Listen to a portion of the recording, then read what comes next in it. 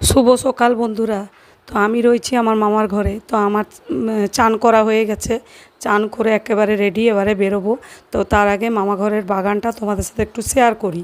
তো এই দেখো আমার মামা ঘরের বাগানে এটা হচ্ছে বিলাতি গাছ, এটা কচু গাছ, আর এইটা হচ্ছে লঙ্কা গাছ।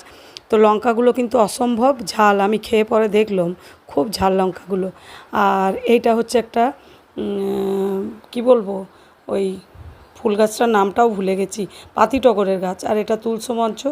আর এই দেখো আর একটা টগর ফুলের গাছ। আর এইটা হচ্ছে এঁচোড় গাছ। তো মামাদের এই এঁচোড় আর কাঁঠাল দুটোই কিন্তু খেতে খুব ভালো, দুটো খেতেই খুব স্বাদ।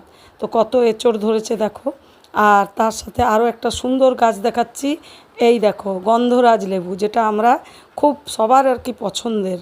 তো গন্ধরাজ লেবুগুলো এখন ছোট ছোট অনেক বড় হয়। তো চলো, ভিডিওটা ভালো লাগলে একটা লাইক কমেন্ট শেয়ার অবশ্যই করবে। টাটা।